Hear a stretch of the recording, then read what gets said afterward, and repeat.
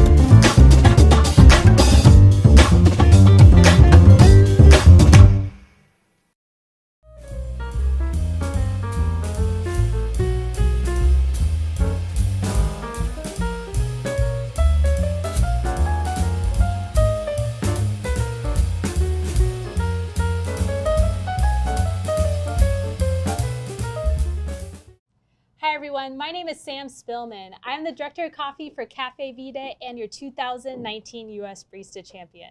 Today, we are joining you in Seattle, Washington, and I want to give a quick shout out to Breville and William Sonoma.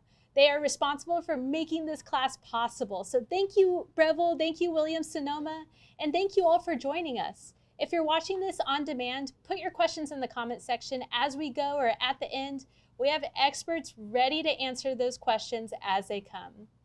So as we get started, I want to start from the very beginning of what coffee is. So believe it or not, coffee is a seed of a cherry, and not your regular grocery store cherry. It is a coffee cherry from a coffee plant.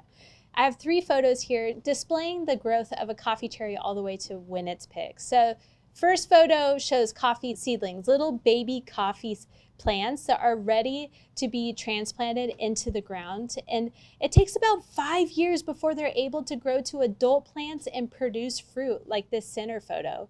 The center photo shows you ripe coffee cherries alongside some underripe cherries. So the green ones are underripe, and those peachy red color ones are very ripe cherries that are ready to be picked. And the last photo, this is a photo I took of the first time I broke open a coffee cherry. I was shocked. I thought there was going to be a lot more fruit, but the cherry itself is this thick skin layer with 2 coffee seeds on the inside.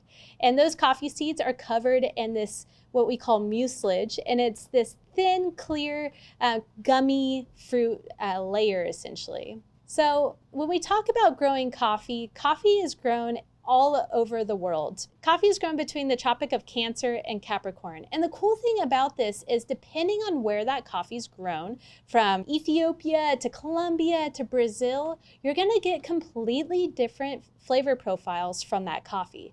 So imagine, how many of you like to drink wine? I like a glass of wine here and there, but with wine, there's this word that's used in the wine world called terroir, which means that the taste is representative of the origin that the coffee is grown in. So this map, I think, is a really cool depiction of that. It breaks it down by the regions and countries that grow coffee, but not only that, the flavor profiles that go alongside those countries and what they're able to produce. So an African coffee is going to have more acidity, more fruit characteristics. South Central American country is going to have more of a light citrus, nutty, chocolatey flavor. And Brazil is going to be earthy, nutty, chocolatey. Anything in Asia has like more of an earthy quality. So there's all these different profiles that can appeal to whatever you like to see in coffee. Now, my favorite thing about this industry as a whole is that it is so reliant on people. Coffee relies on the people who not only grow the cherries, but the people who roast the coffee and brew the coffee, which we'll get there. But starting with the producers, coffee is a generational familial thing. Their life is growing coffee, and it's such a big part of their culture. And without their dedication to the craft of growing coffee and all the attention to detail that they put into this process, we wouldn't be able to enjoy the coffee that we enjoy every day. It's pretty amazing. This is a family I met in Colombia, and this is 5 generations of coffee producers who have grown to make their production so expansive. Once the coffee is picked, the coffee is then processed, and this has a huge impact on the overall cup quality of the coffee itself. So processing, very simple. We could talk about this all day, but very simple. Processing is the steps taken to remove the fruit off the seed of the cherry. The longer the fruit is intact with the seed, the fruitier, the funkier the coffee is going to be. Whereas if you remove it right away, you get a clean, crisp, more approachable profile. There's no better or worse. They're just different. After the coffee is processed, we then have to dry the coffee and make sure the moisture is down to about 10%. If it's any more than that, then the coffee is going to mold really easily and you're going to have some issues. Once the coffee is dried, it is then imported into its destination country and needs to be roasted. Roasting is a craft in its own, and it requires a lot of science and a lot of art at the same time. So once the coffee is roasted, it is now time for the final stage, and that is you. So the final step of coffee is you brewing the coffee. And I would say this is a very daunting task, because you can have an incredible coffee, but if you're not brewing it properly, then it's gonna taste not so great. So today I'm going to walk you through some steps to help guide you through the process so you feel like you are a coffee pro and you know how to get the most out of your Breville machine. So the things we'll be covering today. First, I'm going to show you the steps to pulling a shot of espresso. Then we'll go into dialing in the espresso using your Breville machine, getting the most out of that machine. Then steps to steaming milk. And lastly, we'll leave some time for Q&A in the chat box. Also, you can throw questions out as we go too. Again, we have experts ready to answer those questions. So as we get started, go ahead and turn your machine on. Make sure it's ready to go. Fill your hopper with your beans. You want it full. Make sure when you're selecting your coffee, you're not selecting over roasted coffee. And you can tell by looking at this bean itself. If it has oils on the outside of the seed, then that coffee has been overdeveloped. All the flavor and the oils has been secreted is on the outside. So when the coffee's ground, you're not actually able to access all the flavor. I would highly recommend checking out beans.com. It's beans with a Z.com. This is a subscription program that sends coffee to your doorstep from different roasters all across the US. And this is a really cool opportunity to not only have access to some of the best coffees in the US, but not have to leave your house to find it. So these coffees have been carefully selected from so many roasters across the US, and they're high quality coffees and roasters that will be great paired with your Breville machine. So are you guys ready to get started? Let's do it. We're going to start by pulling a shot. So making sure your machine's ready to go, you have it turned on. And the first thing we're going to do is we're going to remove this from the group head. Now, just a couple terms here. This right here, this is a group head. This right here is a portafilter. The portafilter has these nice little things that I call ears because they kind of look like ears if you had three. Inside is a basket. This basket is what holds the coffee. And on the bottom, you have these two spouts. So first thing we want to do is if you look in this basket right here, you will see coffee grounds and probably some moisture. We want to make sure that this is completely clean and dry before we dose our first shot. So I'm going to take a dry rag and I'm going to clean the inside until it's spotless. We also don't want any moisture in there because if coffee comes in contact with water, it starts brewing. We want the brew to start when we press the brew button and not when the coffee hits the portafilter. Fantastic. So now that this is completely clean, I will go over here, place my portafilter in the cradle, and push and release.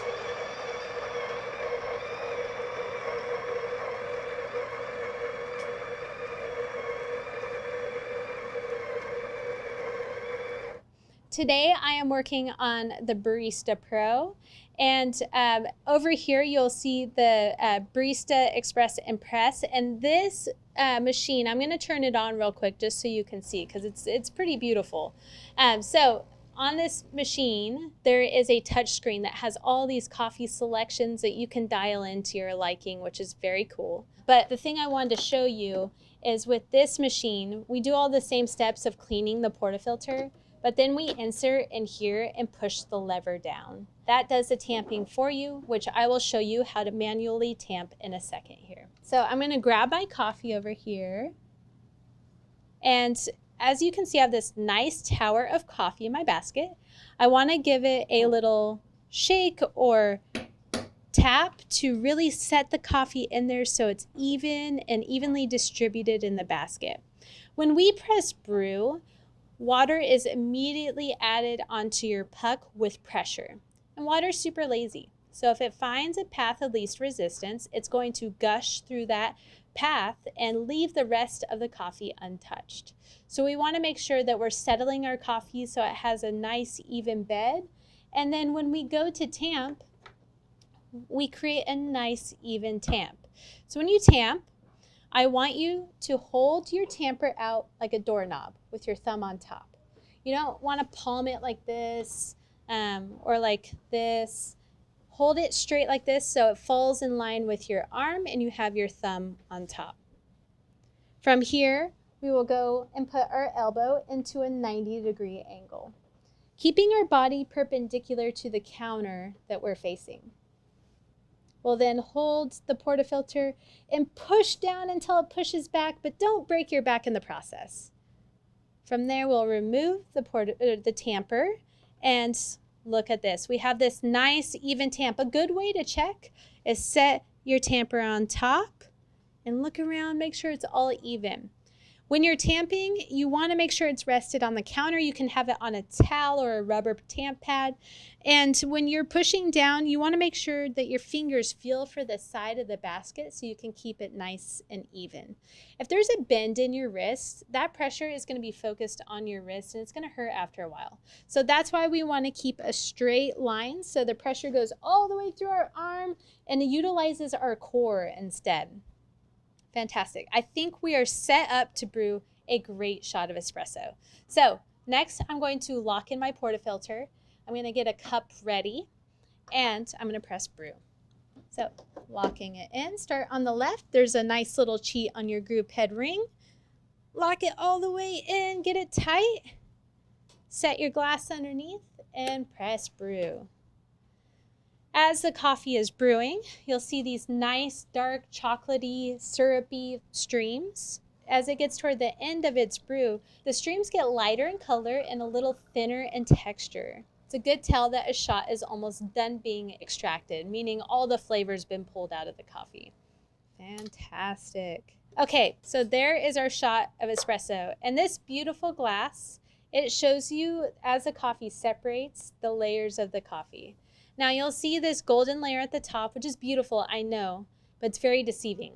That golden layer is called crema, and all it is oils and gases.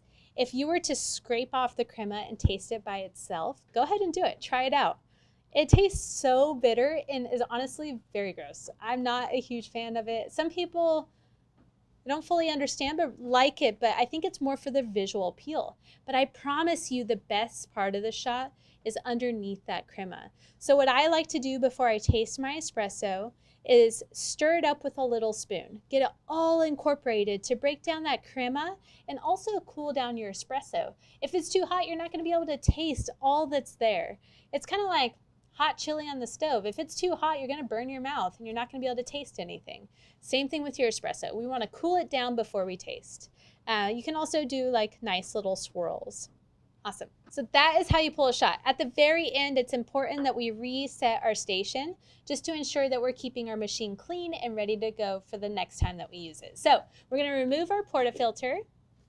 I have a knock box that I'm going to knock it upside down and get my puck out of the basket. Sometimes it can be pretty hard to knock out the puck, and other times it's so sloppy it just falls out. That is not a depiction of how good or bad your espresso is. Sometimes you're just gonna have a sloppy puck, and other times it's gonna be really dry and hard to get out. So don't let that be discouraging to you. It is no tell to how good your espresso is. Next, I'm going to run some water through the group head just to get all this group head clean of old coffee. So it's ready to go for that next espresso. Wonderful. Now, when we are dialing in our coffee, there's something that's really cool about these machines is that they keep a lot of the variables consistent, so it makes it a little easier for you. So a couple things that these machines offers: one, a consistent pressure of 8 to 9 bars. Also, the baskets hold consistently about 18 to 22 grams. Not a rule, but that's the capacity that they can hold. And outside of that, it comes down to you making the adjustments on the machine to dial in that espresso. So when we get down to the science of brewing coffee, we're looking at 3 variables. We're looking at how much coffee goes in the basket, how much coffee comes out, and the time it takes. Now, right now, I have it dialed in at a little lighter dose of 17 grams. So that's how much coffee is going into the basket. I like to use a scale when measuring this amount because visually you cannot tell 17 from 20 grams. It looks pretty close to the same. Now, for the amount of volume out or weight out, I'm looking for twice the weight that was in. So about 34 grams of coffee out, or about 2 ounces. We have this button dial to pull about 2 ounces of volume of espresso. And lastly, the time, we're aiming for 20 to 30 seconds. If you're in the 20 to 30 second range, you're going to be pretty close to a well-balanced shot. These numbers are really important because coffee dissolves in 3 stages: sour, sweet, bitter. So we're just trying to capture all that sweetness so we can get a balanced shot of espresso. So I'm going to walk you through the steps. When we are dialing in, we want to follow all the same steps as pulling a shot, making sure our portafilter is clean. Next, I will go ahead and turn my scale on, set my portafilter on the scale, and tare. So the weight measures 0 when the portafilter is on the scale. That way, when I dose my coffee in, it will only show me the weight of the coffee. Go over here.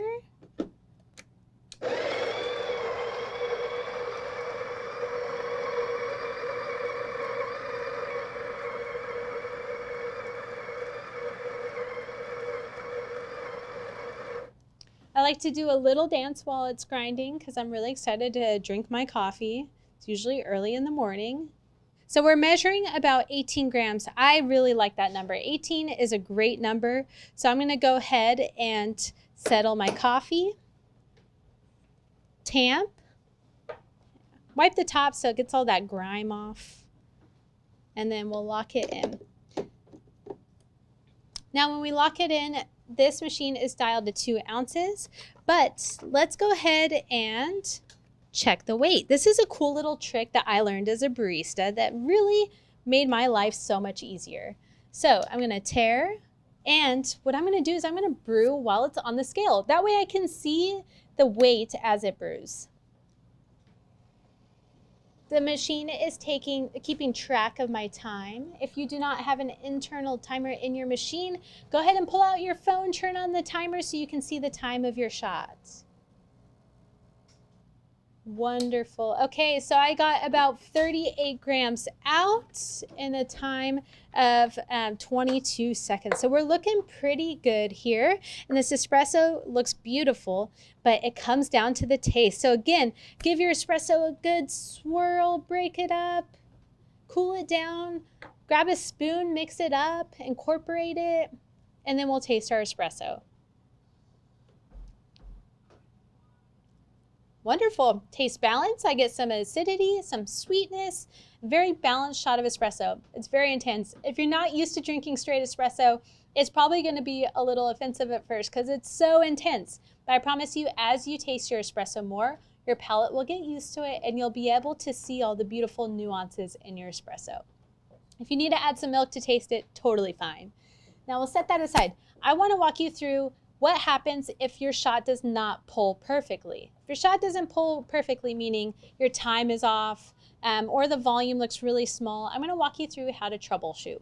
So if your shot pulls in, let's say 15 seconds, that's really fast. So how would we fix that? We're trying to get our shot between 20 to 30 seconds. So if it pulls in 15 seconds, what's happening is the water is running through way too fast. Imagine you have a bucket of sand and a bucket of rocks. Which one would the water flow through faster? That's right, the rocks. So I would want to make my grind size smaller. That way, it's running more through a bucket of sand versus the rocks, and it will slow my espresso down, allowing more time with the water and the coffee. So I would twist this knob. So you'll see on this left side, if you move towards you, it's going to lower the grind size. And so I would change it just one setting. You don't want to change it too much because if you change it 2 to 3 settings, once it catches up, it's going to be such a big difference. A small change makes a very big difference. So one setting. The next thing I would do after changing my grind size is I would dose some coffee and make sure to empty it to clear out the coffee that was set to the previous setting. Then I would pull my shot, make sure to weigh everything and taste. Now, with these buttons here, you can program these buttons to do whatever volume you want. Right now, this is programmed to 60 milliliters and this is programmed to 90 milliliters. But you can also go into settings and change these to be the volume you want. I would recommend that when you do this, that I always keep, even after years of using these machines, I always have Breville's little cheat ready to go that comes with the machine, because it can be a little messy going into these settings. But again, these are programmable. Just because this has 1 cup versus 2 cups does not mean that they are necessarily different. But your machine comes with them programmed at 60 or 90 milliliters. Now, the thing I like to do, and this is a good thing because it can get really messy when you're trying to dial in your espresso. So when you are pulling your shot and you're looking at how much coffee goes in, how much coffee comes out, using a scale is going to make your life so much easier because you can keep those variables consistent. So that way, the only thing that changes is the time, which will tell you exactly what you need to do. If those 2 weight variables or volume variables are consistent, then the time will tell you if you need to change your grind size. Perfect. Now, let's say you dose your coffee and it doses out at 10 grams. It's a little small of a dose, so we'd want to change this right here to a longer time of grinding. So let's say my dose is at 17 grams. I would want to bump this up to maybe 13 seconds or 13.5 seconds to increase the amount of time that the coffee is grinding, which will add more coffee to our basket. Again, if you have any questions, throw them in the chat. This took me a long time to fully wrap my head around. It's it can be very complex, but I don't want you to be afraid, because at the end of the day, all we're doing is adding water to coffee. And I'm talking about the nitty gritty of getting the best shot possible, but there's a range of really good tasting shots, and the Breville machines set you up for success, so it makes it very easy to get close. I'm just trying to give you some tools, a toolbox, so you can get that perfect shot of espresso. So don't stress, have fun with it. As soon as you're not having fun, take a little break, do a little jog. Great. Now let's go ahead and jump into the steps of steaming milk. So when we are steaming, we want to start with a pitcher, and when we are steaming, we want to make sure that we pull our shots of espresso before we steam our milk. That's because as soon as we're done steaming our milk, the milk will start to separate, and we really need it to be all blended together before pouring. So when we are steaming, it can be very challenging. Honestly, I think this part can be even a little more nerve-wracking than dialing in your espresso. So I'm going to give you some really clear guidelines to help guide you through that first time steaming, or maybe it's your 10th or 100th time. But these steps really helped me out, so I think this will help guide you to that perfect microfoam that you're looking for in your latte. So if we look on top of the pitcher here, I want you to imagine an X on top of the pitcher. What we're aiming to do is get the tip of the steam wand to the right side or the left side, but centered. How I'm going to do that is I'm going to start by lining up my steam wand, my pitcher spout, my handle, and myself. I want to create a straight line. I want to make sure my pitcher is parallel to the counter, so I'm not tilting forward or I'm not tilting backward. Keeping it parallel to the counter and then moving my steam wand to get the position we need. So get it centered. And once it's centered, I like to use this drain tray as an anchor so I'm not floating around. I have this nice little anchor with my pinky. And from here, we're going to get a pivot to the side. What this does is create a nice vortex. Now, when we turn the steam wand on, steaming is a 2-step process. It's aerating, where you're pulling the tip of the steam wand slightly out of the milk, so it's introducing air into the milk. And it's blending or integrating. And that's when we're using that tilt to create this vortex to help blend the bubbles into the milk. If you stick to those 2 steps, I think you'll have an easier time getting that velvety milk we're looking for. So let's actually do it. I'm going to grab some milk here. And when you are measuring out your milk, I like to go like a pinky width below the spout. You want to make sure you have the proper amount of milk for the size of drink you're using. So if you are looking for more of a 12-ounce size latte, we're going to go to the bottom of the spout. And if you want something a little more than that, we're going to go about a pinky width above the spout. And those are not like very exact measurements because we all have different pinkies, but it'll give you a general idea of where to measure out your milk. So next, if we look at this again, first thing I'm going to do is I'm going to purge my steam wand. So I have this nice rag that I've wet with some water so it's damp. And it's important it's damp because when you turn the steam wand on and you're holding it, if it's a dry rag, it will burn your hands. So make sure you have a damp rag. You're going to pinch the steam wand to angle it towards the drain tray and turn it on. What we're doing is when the steam wand's not being used, the steam condenses into hot water. And so we want to clear all that hot water out of the steam wand. Wonderful. Turn that off. Wipe. Set back here. And now we're ready to get started.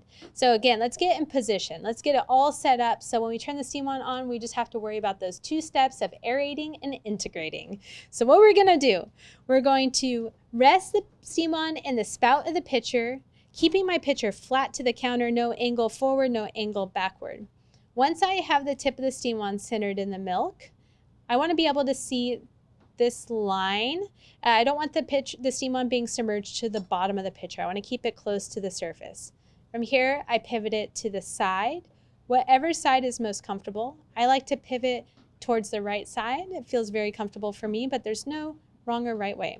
Next, I'm going to turn my steam wand on, brace my pitcher, and give the steam wand a little bit of time to turn on. Next, I'm going to slowly bring my pitcher down until I hear a tearing sound. And a little bit of air goes a long way. So I like to aerate subtly, like very gentle aeration, until the milk is the temperature of my hand, which is about now. Then I barely submerge the steam wand so the tip is just below the surface, and I blend, blend, blend. If you don't have a vortex, tilt your pitcher to the side a little bit more. If your bubbles are having a hard time disappearing, then tilt it so this steam wand is a little more direct into the center. Once the milk is a little too hot, you'll go ahead and turn your steam wand off, set your pitcher to the side, grab your damp rag, and wipe the steam wand clean so there's no milk on the steam wand. Wonderful. So now we'll go back to our milk, and I have this nice glossy texture. You can almost see a reflection in it. We're looking for wet paint texture consistency for lattes. So when you're swirling and you're integrating the milk, giving it that last little polish, which I call grooming the milk, give it a good spin, a good knock. You should be able to see the sides of the pitcher, and it should be like wet paint or half and half consistency. From here, we would pour our latte. For alternative milks, I personally like oat milk, but there's so many alternative milks that you can use for your lattes if you don't drink cow's milk. I would recommend that when you're shopping at the grocery store, find an alternative milk of your flavor that you like, so almond or oat or coconut, but find one that's labeled barista series. Or like barista version or barista ingredients or whatever referring to barista, because what that means is the milk has been constructed in such a way that it is matching whole milk as close as possible as far as fats and proteins and sugars. So the steaming, you get this nice texture that's really close to whole milk, but not whole milk. If you're using cow's milk and you like non-fat, 2% whole milk, if your non-fat is going to aerate a little faster, so you're going to get foam faster, so a little less aeration is needed. For whole milk is the easiest to steam. Just follow exactly what I did there. And for alternative milks, again, just do exactly what we just went through right now. Now, I think before we wrap it up today, we should put all these steps together and build a latte together. How does that sound? Great, let's do it. Okay, so first thing I'm going to do is I'm going to get my shots. I'm going to get everything set up. So I'm going to get my shots ready to go, but first I'll set my cup so it's ready to set under to catch the espresso.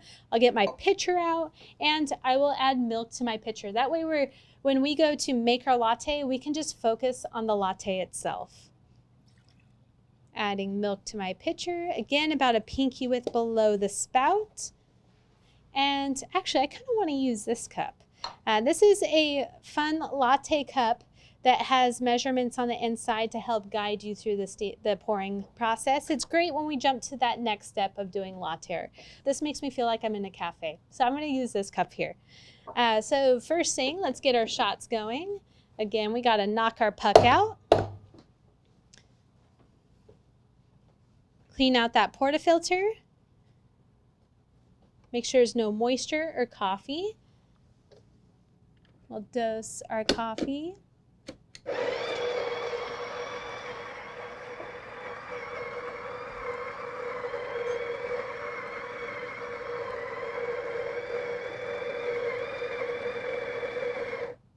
Great, we'll pull this out. Give our coffee a good settle. And I'm just talking through the steps until we build it into muscle memory.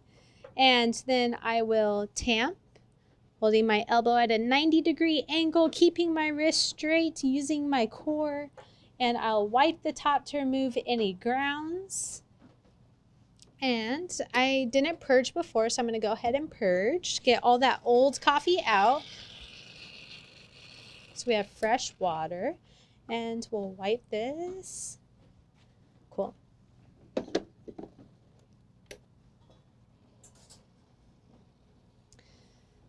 So again, when we go to steam, we're going to use the same angle every time. No crazy like tilts off, like trying to do magic tricks. We want to keep it straightforward, straight lines, no extra angles. So I'm going to get the pitcher so it's facing myself. I'm going to align the spout, the handle, and the steam wand so it's in line with me, and rest the steam wand in the spout. Rest the steam wand in the spout as an anchor and move the steam wand until it's centered in the milk. From there, we'll give it a pivot to the side so it can give us that nice vortex, and we'll turn our steam wand on. We'll listen for it to turn on and engage. And once it's on, I'll slowly slide my steam wand down the pitcher down the steam wand until I hear the tearing sound. And when the milk is about the temperature of my hand or 100 degrees, I will then submerge the steam wand just below the surface, keeping that nice vortex to blend my bubbles. Easy peasy. I would recommend get a gallon of milk and just practice. The repetition helps build the muscle memory. There's a lot of steps into steaming milk, and it's like learning how to drive a stick shift. It's a lot of moving parts. So the repetition is going to really help get the muscle memory built in so you can focus on just making sure everything tastes good. So I'm going to give my espresso a good swirl, my milk a good swirl. And then I'll go ahead and pour. So when you pour, tilt your cup at a 45-degree angle, go high and slow, and then go low and fast. And there you are. That's a latte. So again, you have this nice silky texture. It moves pretty easy in the cup. If you want a cappuccino, just add a little more air in the beginning, and that will give you more dense texture that's going to be more thick and rich, like a cappuccino. This is definitely latte texture. And again, don't worry about the art on top. Just focus on making everything taste good. That's step one. Wonderful. Well, thank you all so much for joining us today. I love these moments that we get to spend, even if it's virtually, because coffee is such a cool thing, and to be able to share it as a community is an even better thing. So I'm so thankful for this time together, and feel free to tag me in some photos, send me some photos at samline.dot on Instagram. I love seeing the progress, and if you have any questions, we have a whole crew ready to answer those questions, and I would love to answer them too. So thank you all so much, and we will see you soon.